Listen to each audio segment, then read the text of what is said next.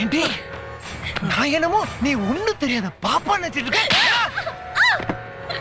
நாங்க எல்லாம் இல்லாத நேரம் பார்த்து நைஸா அவனை வர வச்சு அவன் கூட கூத்தடிச்சிட்டு இருக்கியா?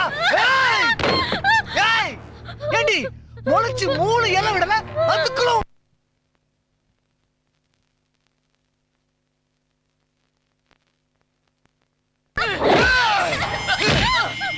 ஒரு வருஷம் 2 வருஷம் உனக்காக 10 வருஷம் காத்திருக்கேன். அதை கெடுக்க பாக்குற.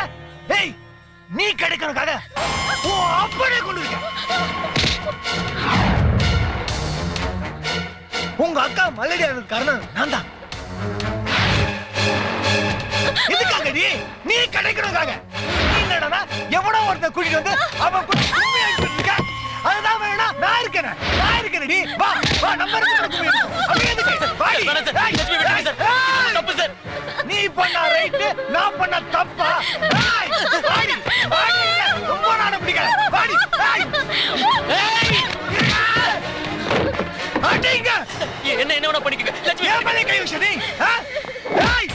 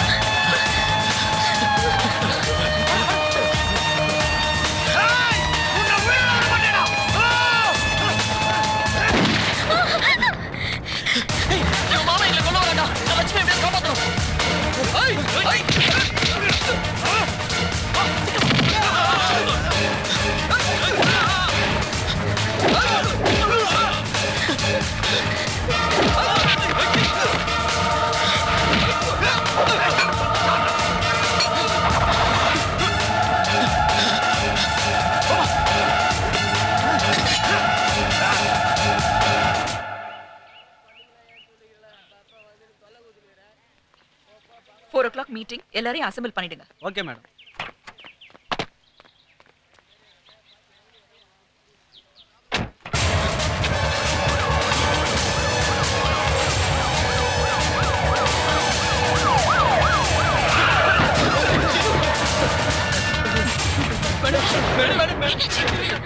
யார் பண்ணீங்களா?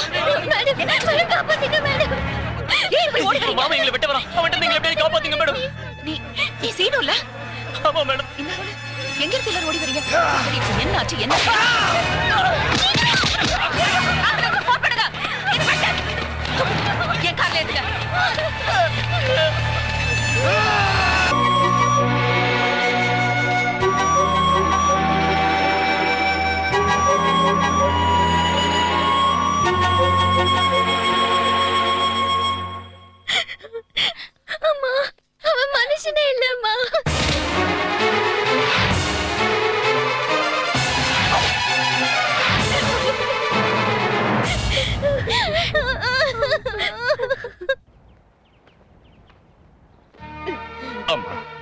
பரம்பரையிலேயே யாரும் படிச்சவங்க இல்லம்மா.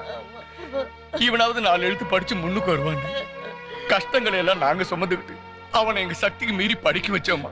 அவன் இப்படி பண்ணுவான் நாங்க எதிர்பார்க்கவே இல்லம்மா. எங்களோட நம்பிக்கை, ஆசை, கனவு எல்லாத்தையும் உடைச்சிட்டாமா. இப்படி ஒரு பிரச்சனையில வந்து மாட்டிக்கிட்டு இருக்காமா.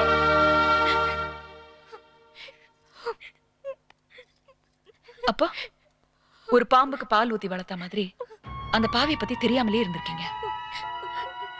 அவனை நான் மருமகனா நினைக்கல, பெத்த மகனா தான் நினைச்சேன்.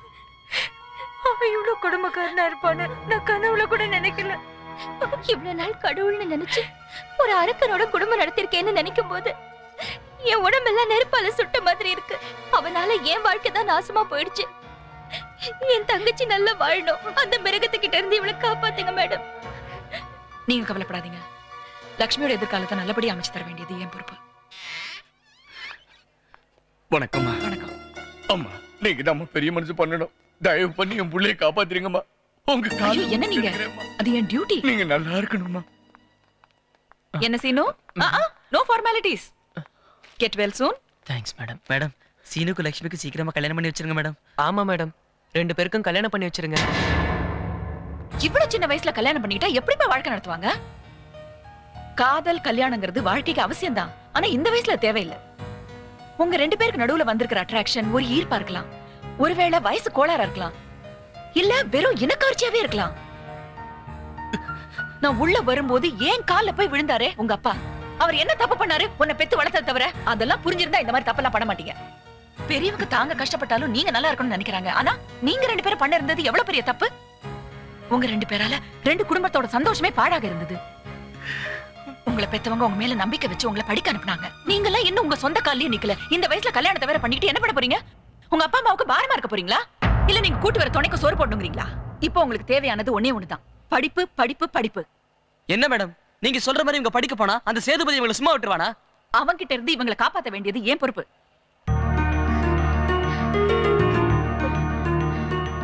ஒரு கலெக்டர்ங்கிறதையும் தாண்டி உன் விஷயத்துல நான் ஏன் இவ்வளவு அக்கறை எடுத்துக்கிறேன் தெரியுமா?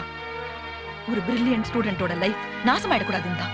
அது நீ மட்டும் இல்ல, வேற எந்த ஸ்டூடெண்டா இருந்தாலும் நான் செஞ்சிருப்பேன். சரி, அவங்க நம்புற மாதிரி நீங்க நல்லபடியா படிச்சு முடிச்சிட்டு வருவேன் சத்தியம் பண்ணுங்க. உங்க 2 பேர் கல்யாணத்தை நான் நடத்தி வைக்கிறேன்.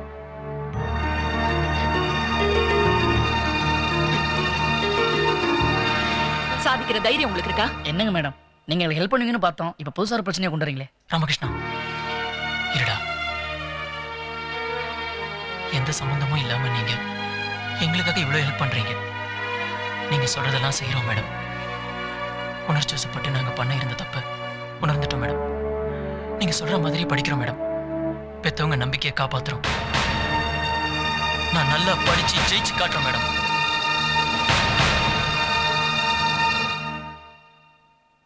இதான் நடந்தது. இன்ஃபாக்சுவேஷனால பாதிக்கப்பட்டு வழி தவறி போக இருந்த என் வாழ்க்கையை காப்பாத்தினது கலெக்டர் மேடம் தான். அவங்க மட்டும் சரியான நேரத்தில் அட்வைஸ் பண்ணி என்னை திருத்தலைன்னா என் வாழ்க்கை என்ன இருக்குமோன்னு எனக்கே தெரியாது. இவ்வளோ நாளும் நான் நல்ல வழியில் படித்து முடிக்கிறதுக்காக செக்யூரிட்டி கொடுத்ததுக்கு நான் எப்படி நன்றி சொல்றதுன்னு எனக்கு தெரியல. Once again I bow my head to collector. No no no, இதுல என்ன சொல்றதுக்கு எதுவுமே இல்ல. கிரெடிட் எல்லாமே சீனுக்கு தான். நான் சொன்னேங்கிறதுக்காக என் வார்த்தையை தட்டாம படிச்சு இன்னைக்கு ஜெயிச்சு நிக்கிறான். எஜுகேஷன் சாதிச்சதுனால ஒரு பெரிய கம்பெனி அவனுக்கு வேலை ஆஃபர் பண்ணிருக்கு. இனிமே சீனுவுக்கு எந்த விதமான செக்யூரிட்டியும் தேவையில்லை. இந்த சாதனை தான் பெரிய செக்யூரிட்டி. அப்ப லட்சுமியோட நிலைமை என்ன மேடம்?